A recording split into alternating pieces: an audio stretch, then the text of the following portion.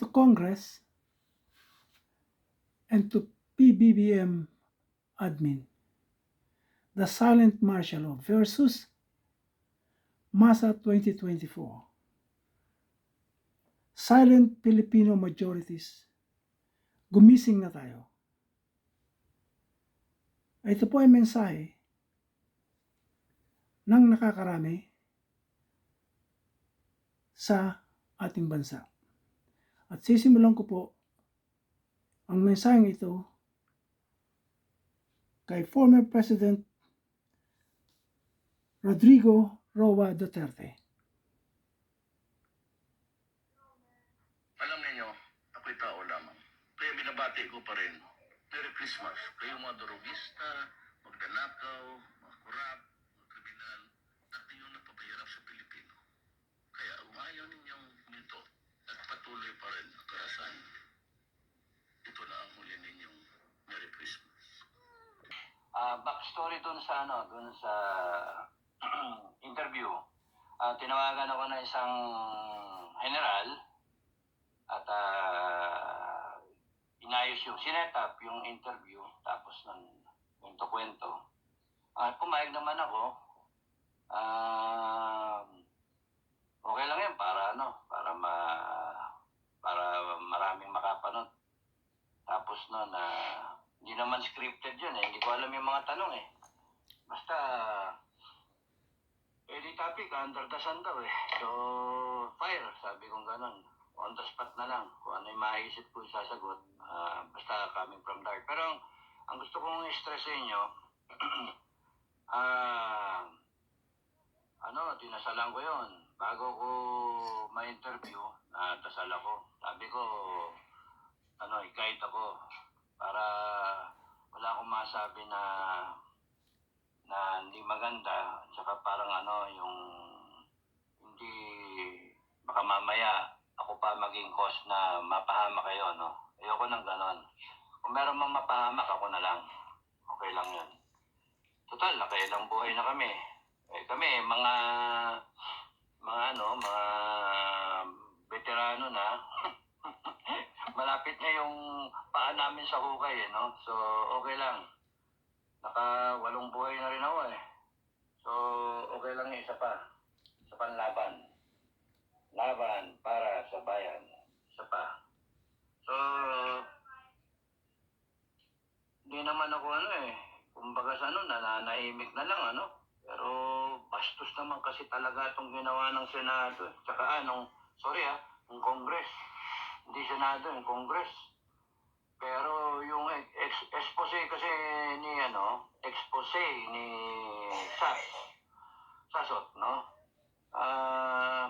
Matagal na yun eh. Buwan na yun eh. Pero hindi na-address. Nalilis lang yung kwento.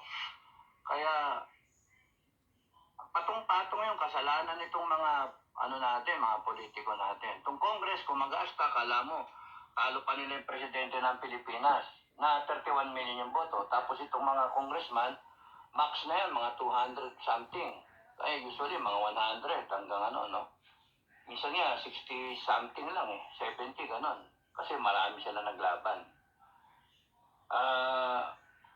Kung mag-aasta, kala mo kung sinong yayabang talaga. Yun lang sana tanggapin ninyo, congressman Yung mayabang kayong masta, no? Kinabit yung title ng congressman. Tapos nun, may honorable pa kayong mga pinagsasabi. Ang hinihingi ng taong bayan, explica ninyo kung ano nangyari ito sa sobra. Isa yon. Ano nangyari ito sa sobra na 2.027 na kamo million, 2.027 million, thereabouts. Sobra dun sa 2.066 billion na nagastos niya lang 39 million. Daming talaga to. Ilang paulit-ulit na nakakainis. Wala kayong sagot. Nakakainis kayo. Dinededman ninyo. Tama lang yun. Dinededman nyo nga. Meron din kayong kalalagyan. Meron din katapusan yung pananahimik ninyo. Malapit na. Kasi pagka nagalit talaga ang Pilipino, Talagang malapit wala na. kayong walang mangyayari sa inyo na Titingnan maganda lang. na akala nyo po tatawanan kayo, papalakpakan kayo, mga honorable. Hindi. Tanggal kayo sa trabaho. Matatanggal kayo sa trabaho. Sinasabi Nangyari ko kayo, na, ganyan. tanggal kayo sa trabaho. Ang yayabang nyo. Pati yung SMNI, tinitira ninyo. Tapos yung ICC, sino ba may pakana ng ICC? Yung mga Makabayan Black? May araw din yung ano ninyo, yung maliligayang araw nyo, matatapos din yan. Kasi pagka ang taong bayan talaga napika, walang magagawa kahit sinong aharang sa kanila. Kaya konting humility, Congress, no?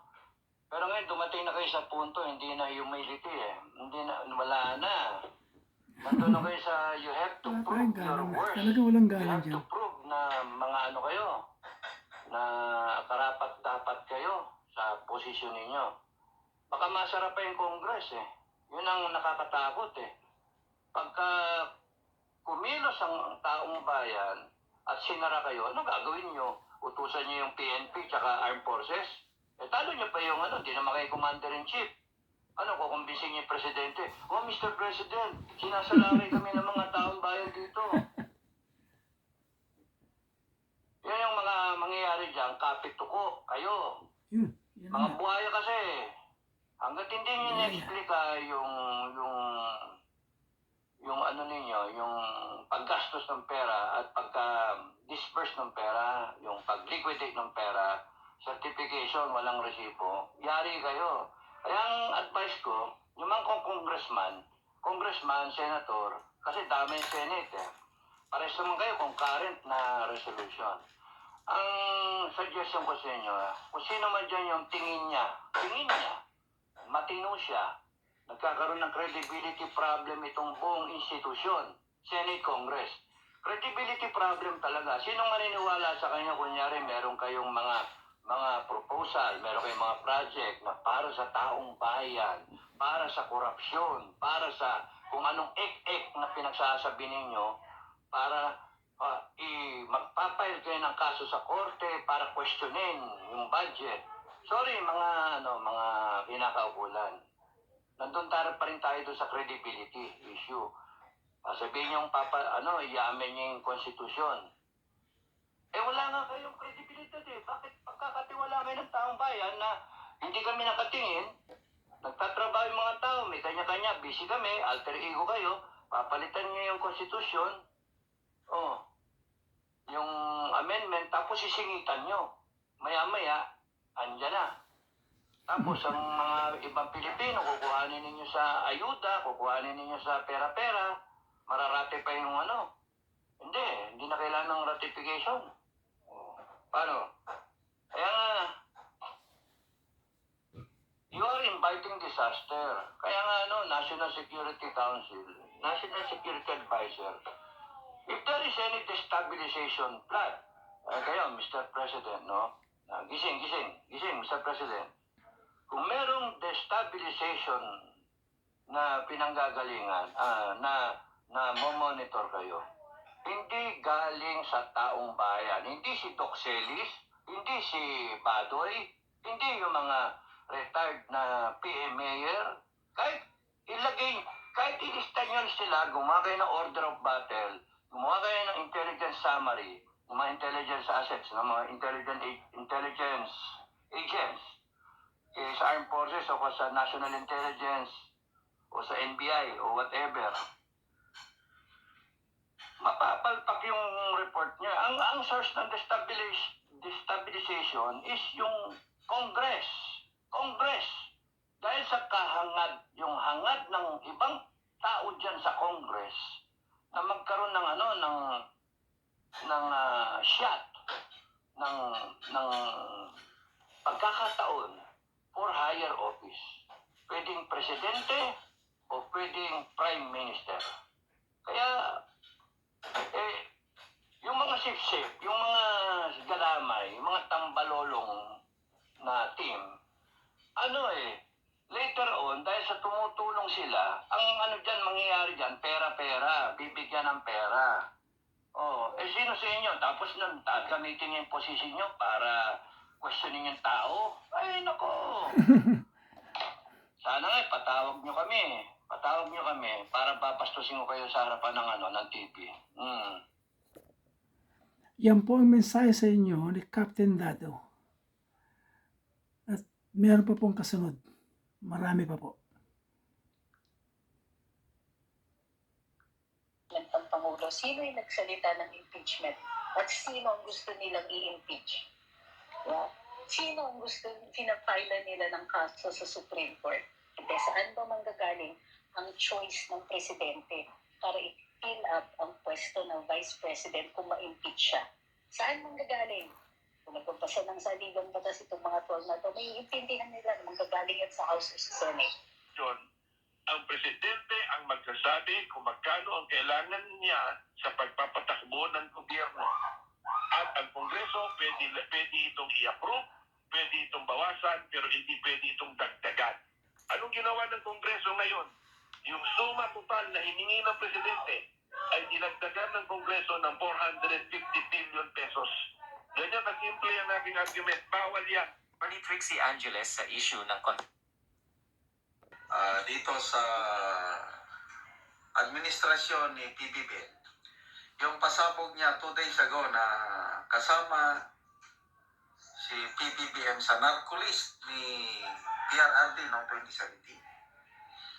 So hinihintay natin ang response o sagot ng palasyo. Ngayon meron na. Dalawa po ang response ng palasyo tungkol ito. Number 1, yung si Bagong Lipunan, may vlog siya kahapon na we must pray for Maharlika, sabi niya. Dahil may natanggap akong informasyon sa aking mga sources na doble, na triple ang galit ng palasyo kay Marlica at papatumba siya sa lalong madaling panahon. And I agree. Pero yan mo yung ganong napaka-damaging yun. At kung ako ang nasa kalagayan ng nakaupo sa palasyo, talagang mangangalaiti ako sa galit at gagawin ko lahat na mapatigil ko yung Maharlika na yan. So, let's pray for Madam Maharlika. Hindi porke nasa US siya, safe na safety na siya. Delikado ang buhay niya. Kaya nilang gawan niya ng paraan. So, yun ang unang response. Galit, gurgor.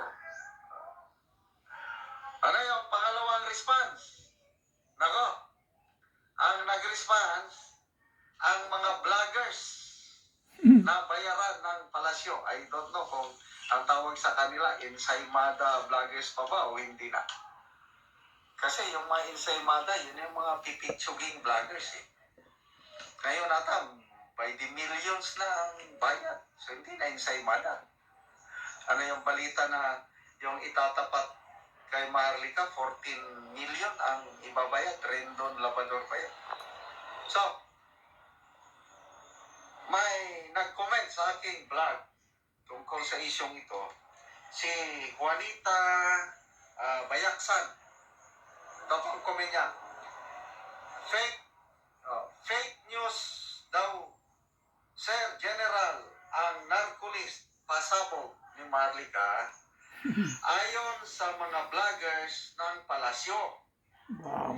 Dinaan nila may pulis na may audio, hindi naman video.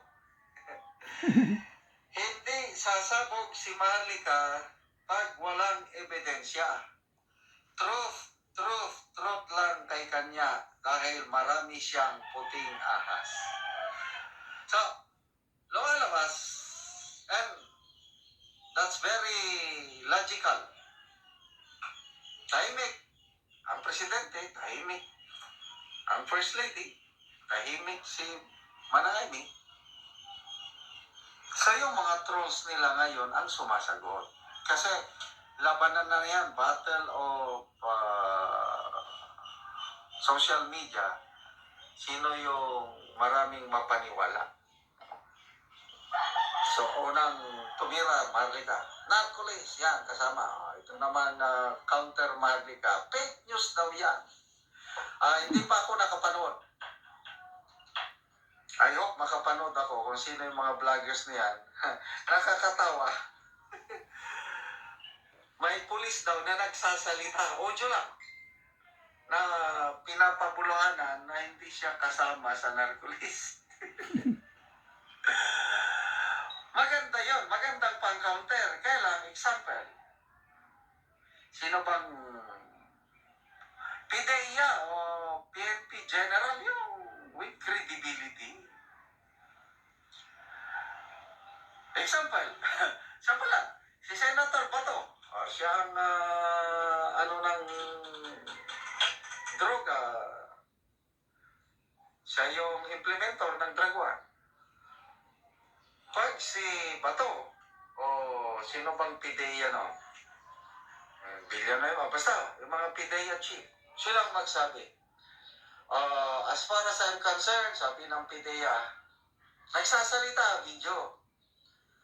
Wala kaming mga impormasyon, wala kaming intelligence na kasama si BBM sa narco-list.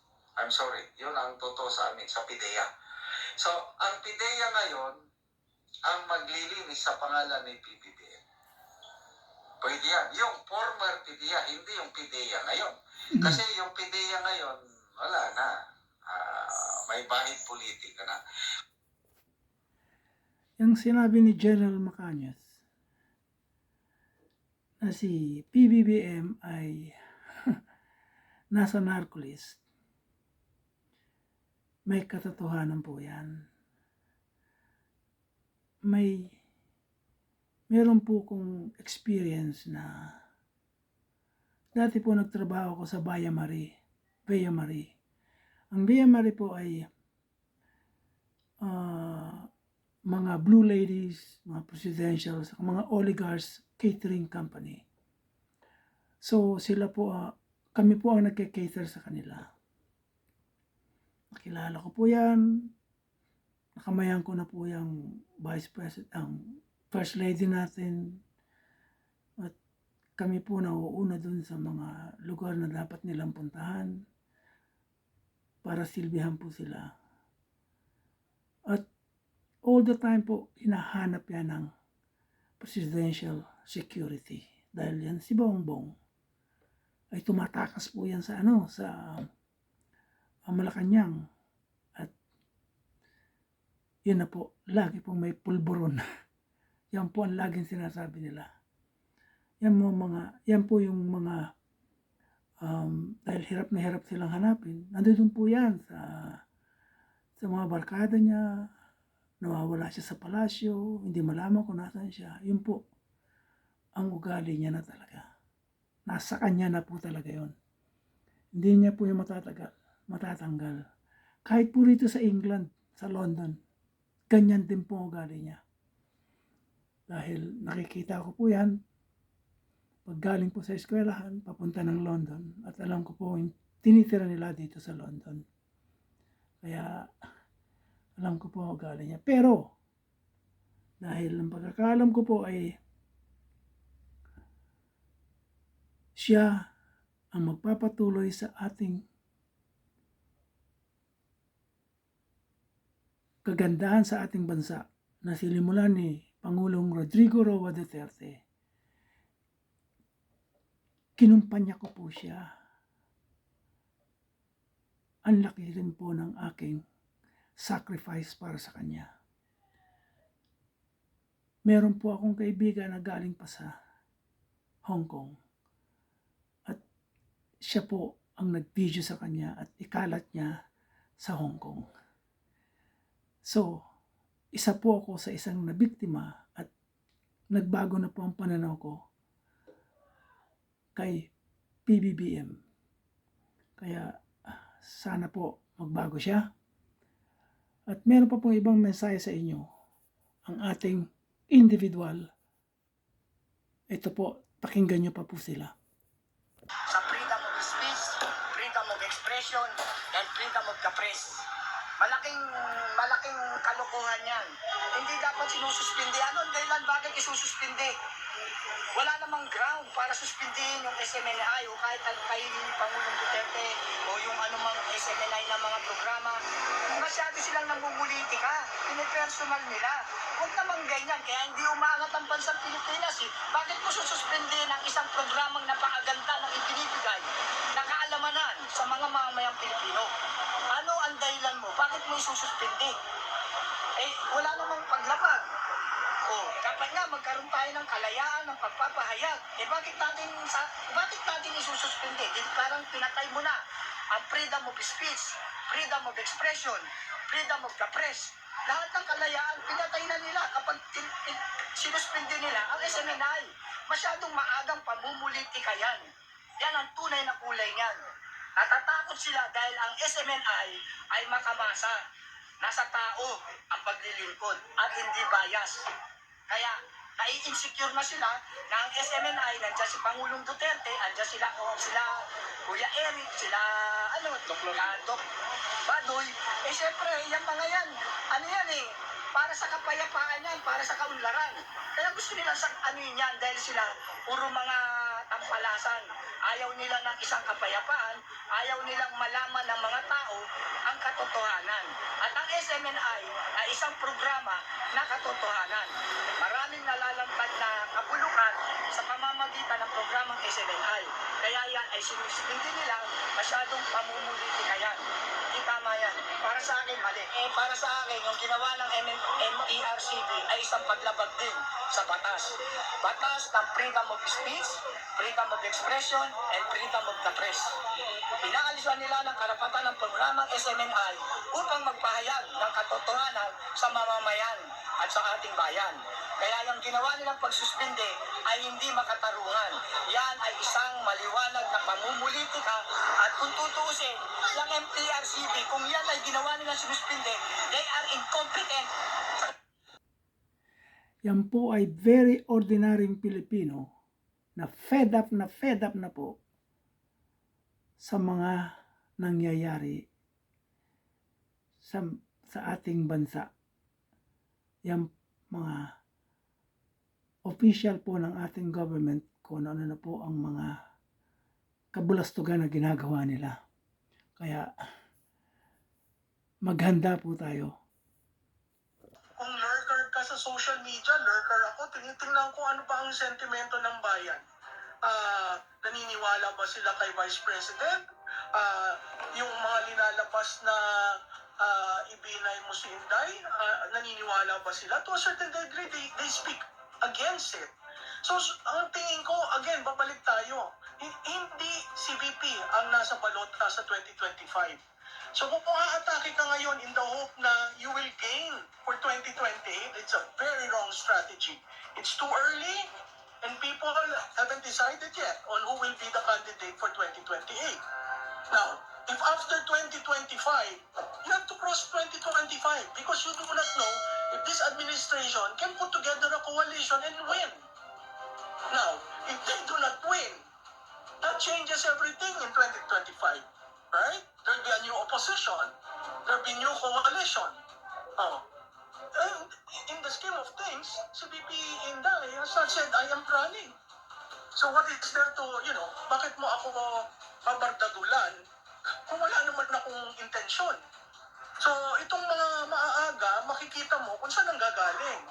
Kasi hindi umaangat sa ratings. Ngayon, kaya mo bang umangat? Paano mo i-compare ang sarili mo kay VP Inday? Hindi nga siya kandidato sa balota. Ma'am, si House Speaker at saka si VP Sara noong mga panahon nito dahil dun sa tambaluslos at saka dun sa confidential funds. Pero, ang tingin ko, kaya nanahimik na si PBBM sa confidential fund at hindi na dinipensahan ang sariling budget proposal niya. Kasi yung confidential fund naman ni VP nasa budget proposal ng Malacanang. Wala namang hiwalay na budget proposal ng Office of the Vice President. No? Ay dahil nakarating nga kay PBBM daw yung pag-uusap ni FPIRD sa mga militar. Talagang makikipag-usap ang presidente sa militar dahil mahal niya ang militar. Pero hindi po dahil sa DSTAF. Dahil ang sinasabi naman palagi ni presidente, siya ay abogado. siya'y susunod sa batas. Diyan daw nabago. At diyan nagdesisyon daw ang PBBM mismo na makipagtulungan sa ICC at pag-aralan ang pagbalik sa ICC. Hindi po pala si House Speaker ito. Bakit ba nagbago ang ihip ng hangin ukol sa ICC? Buwan po na Agosto yon.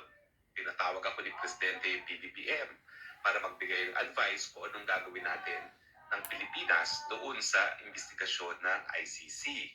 Siyempre, sa mulat-mula, bilang abogado ni dating Presidente PRRD, ang sabi ko, hindi na po tayo miyembro ng ICC, so wala na tayong obligasyon na makipagtulungan. At kapag tayo nakipagtulungan pa, malalabag ang soberenya natin, no? Dahil nakasaad naman po sa salaging batas natin na talagang ang kapangyarihan ng Judikatura ay nasa Korte Suprema at iba pang mga batas na binuo ng Kongreso. No? Tama po yun na kapag tayo ay kasapi sa tratado, ang tratado ay dapat igalang at susundin. Pero nakasulat din sa tratado ng Rome Statute na bubuo na ICC na po pwede naman pong bumitiw. Ang only requirement is yung effectivity ng pagbibitiw ay 1 year from the date of deposit of the instrument of withdrawal. So tayo po ay nagbitiw ng 2018. So naging epektibo po yan ng 2019. Matapos natin explain ito kay Presidente, lahat naman po ng mga nag-attend ng meeting sang-ayon sa sinabi ko. Sino pong nandun? Justice Secretary Boying Remulla, Soljen Maynard Guevara, Presidential Legal Counsel JPE. Lahat po sila. Si dating Executive Secretary Vic Rodriguez, Special Assistant to the President Antonio de Mayo. Lahat po sila sang-ayon na talagang wala ng kooperasyon na ibibigay sa ICC. So yun po ang nangyari sa Agosto. Hindi na magko-cooperate. Nabago lang yan kasi biglang nagpunta nga sa ICC at OSG. Hindi.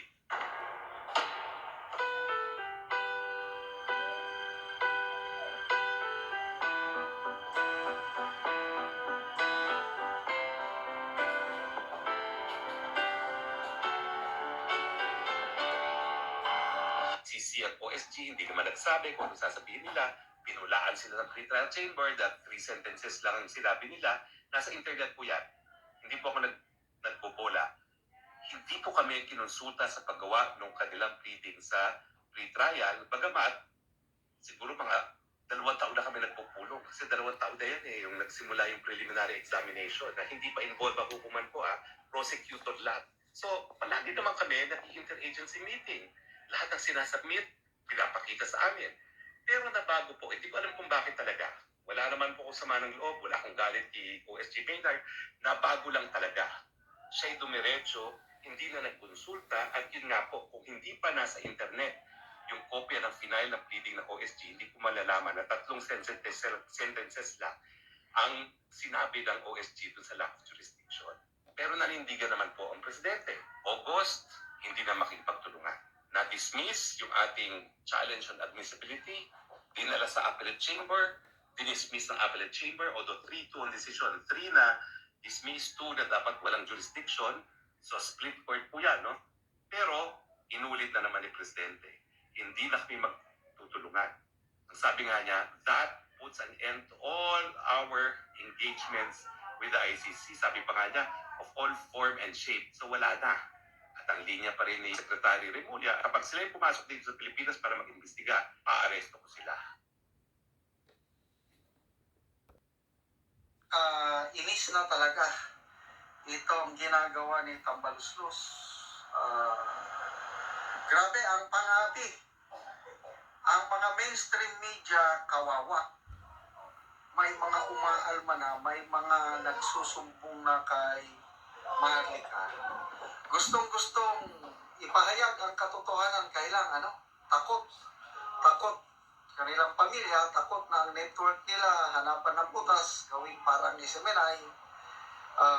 Then pati mga vloggers, nagre-recruit si Tamba, bayarang vlogger niya para ma-counter niya ang mga vlogger na pro-Duterte. Okay, ito iparinig ko na lang yung boses ni Marlica, may mga nagtetext sa kanya na reporters ng mainstream media nagre-reklamo na mga reporters na nagre-reach out sa atin na ang sabi, actually ito, basahin ko. ito lang. Bigyan lang sa akin. Ito. Miss Maharlika, mas malala ang panahon ni Puting kaysa nung ni Pangulong Duterte. Alright? Kasi kung ang ang pinaka pwede mong gawin to keep your mouth shut or they go after you. Sabi niya dito, ngayon, kapag ang mga networks ay magsalita against kay Tambaluslos, hahanapan nila ng butas. Ito sinabi ko sa inyo para questionin or pahirapan ang kanilang prangkisa. Alright?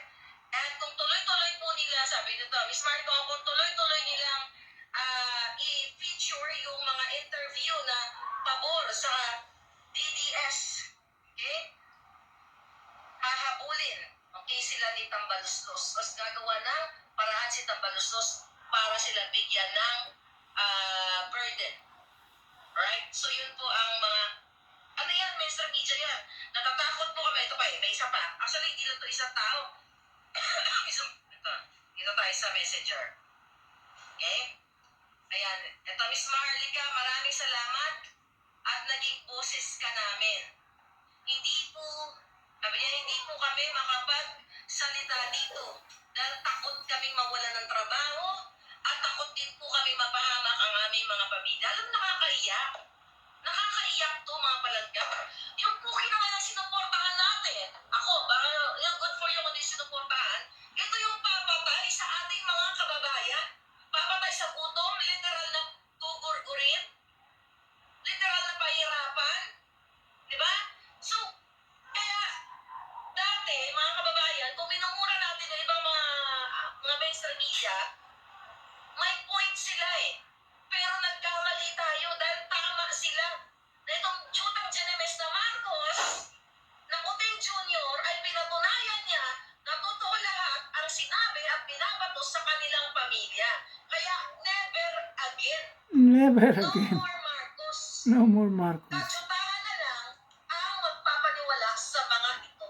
Sa pagbababoy in less than a year ay nakabili ng mga pansyon, lahat ng Ay, nako. May katotohanan po siguro yan sinasabi ni Maharlika. Dahil sa mga nangyayari sa Pilipinas, yung korupsyon ay sobra-sobra. At may isa pa po akong sasabihin sa inyo. Dahil nga po nagtrabaho ako sa Villa Mare, nakita ko po lahat yan. Yung mga tinatawag nilang Blue Ladies. Ang Blue Ladies po is consists of mga asawa ng mga oligarchs, kamukha po ng mga taong napakayaman sa ating bansang Pilipinas. Yan sila Sobel,